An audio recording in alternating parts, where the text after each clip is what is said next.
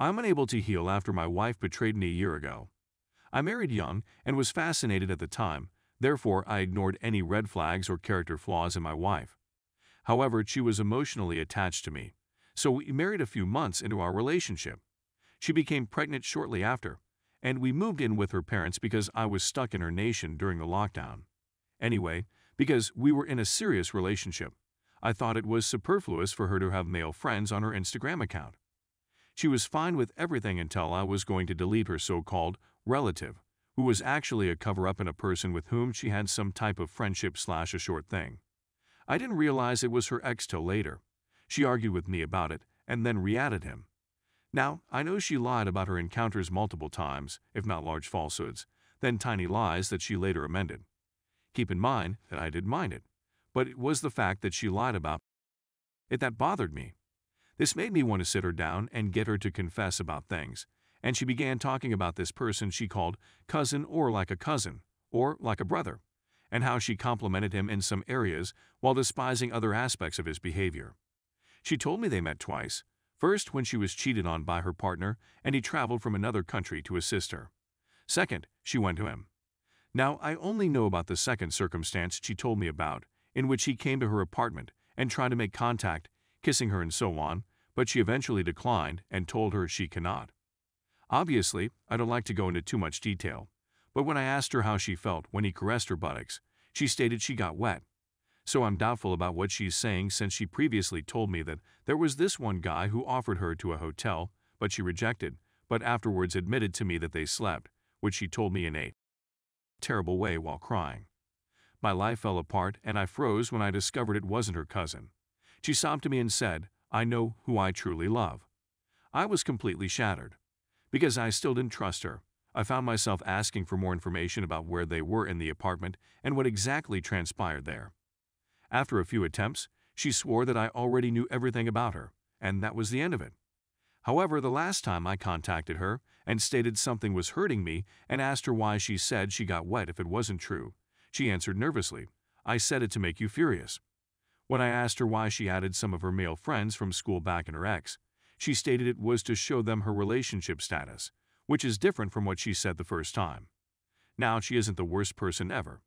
She displays her devotion for me despite the fact that we have a lot of disagreements because I haven't totally recovered from the lies, and I don't know how to move on. A child is involved, and I am unable to simply separate because it is a significant challenge for me, as some have suggested here. Story number 2. My ex-fiancée cheated on me and then demanded what she was entitled to from my mother's home. So, when I was in my late teens, I met a girl who I thought was the one. She was the first female I had dated with whom I had a genuine relationship at the time. I was young and naive at the time. She was the first female I ever said I love you to, and I assumed it meant we were in it for the long haul. For a few years, everything was perfect. Then she got a second job at a liquor shop to supplement her income, so she could buy a car and start thinking about moving out of her mother's house.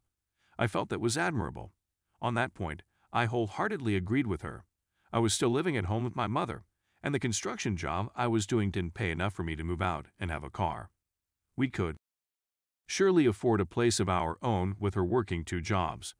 After a few months of working at the booze store, including one robbery in which a guy struck her in the head, she began to act strangely. I attributed it to the robbery incident. That messed with her a little. It didn't set off any warning bells, but she had purchased a car and began giving one of her male employees rides home when her shift ended. I didn't think anything of it. That's all there was to it.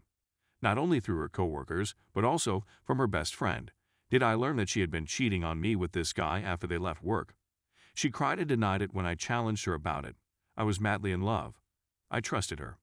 I just assumed it was jealousy rumors. My friend mentioned traveling to Mexico for a trip with the boys. I never flown on a plane before, let alone abroad of Canada, so I was ecstatic. I had some money saved up from work, so 4 of us went, without my girlfriend. I cheated. While in Mexico, I still feel terrible about it, but back then, 15 years ago, I guess I was simply trying to get back at her.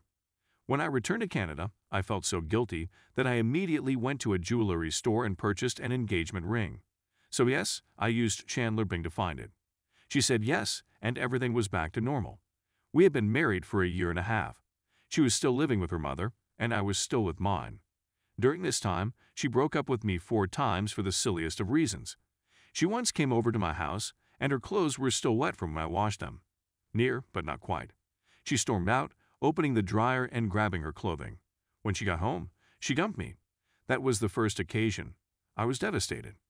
It happened a few more times after that, but they were minor. I wasn't concerned. After the 3rd time, everything was fine. I was out of town on a business training session the last time we split up. On Valentine's Day, I contacted her from my hotel and asked how she planned to celebrate. We have to talk. That's how she began every breakup. I was done at this point. She stated that she wasn't sure whether this was what she wanted to do with her life, yada yada. I concurred. I didn't want a female who would break up with me whenever she was sad. I told her to come over when I got home, bring me the ring, and I'd give her anything she had left at my mother's house. Isn't it simple? Not at all. This is where she goes when she shows up to my mother's place with her mother in tow. She hands me the ring, and I hand her the clothes she left behind, some shampoo and a DVD copy of The Notebook that I paid for but didn't want. She appeared perplexed. I inquired as to the nature of the situation. She looked me in the eyes and said, "Shouldn't I get more?" I assumed I had misheard her. I inquired as to what she meant. Well, we were engaged, so I suppose I should get more stuff. Do I have a right to have? I couldn't stop giggling. I'm not even joking. As upset as I knew I'd be for the next several days, it was the moment I realized I had no love or respect for her. We talked for a while with her mother. No one else was home at the time, who similarly believed she was entitled to more than her possessions. I kicked them out after about 5 minutes of them pointing at everything in my mother's house and stating they wanted it. Bye, good luck, I said to her as she stood at the front step, looking like she wanted to fix something. You're going to need it. You both. The bullet was effectively avoided. Wow, that still astounds me to this day. What makes you believe you deserve my mother's possessions, especially when we don't even live together? Epilogue, I still talk to her mother and brother every once and then. My ex is now a fentanyl-addicted 403 who is in and out of jail and living on the streets. She had a little straight edge when we were together. Even refused to try marijuana with me and just drank infrequently. It astounds me when her brother tells me about finding her sleeping in alleys and talking about the government spraying meth in the air to kill homeless people. She also speaks quite ghetto, which is strange considering she was so proper when we were together. I'm always curious what would happen if I happened to see her working on a street corner.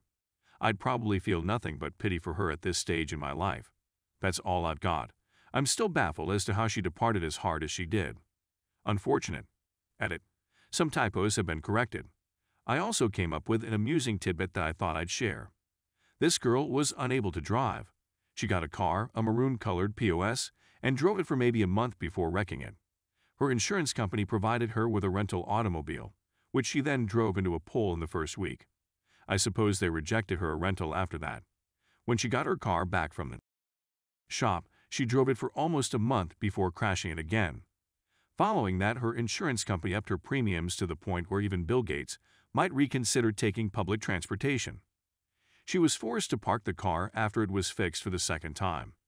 It had been sitting outside her mother's townhouse for who knows how long.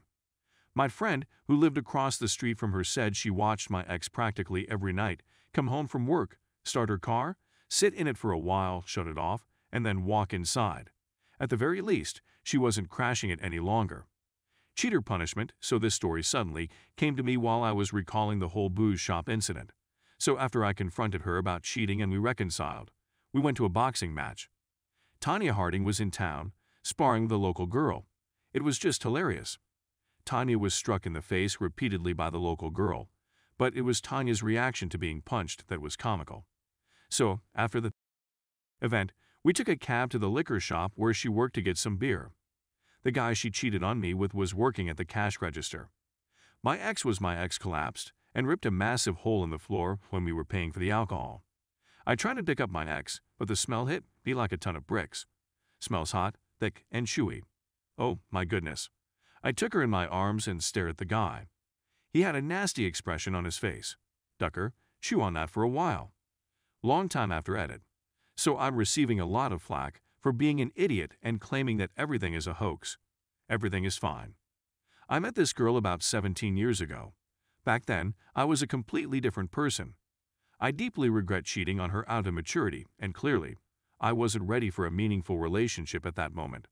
In terms of proof, I'd be delighted to speak with a mod and provide whatever evidence I can. I'm not sure what I can say to prevent folks from calling in on this, but I'll try.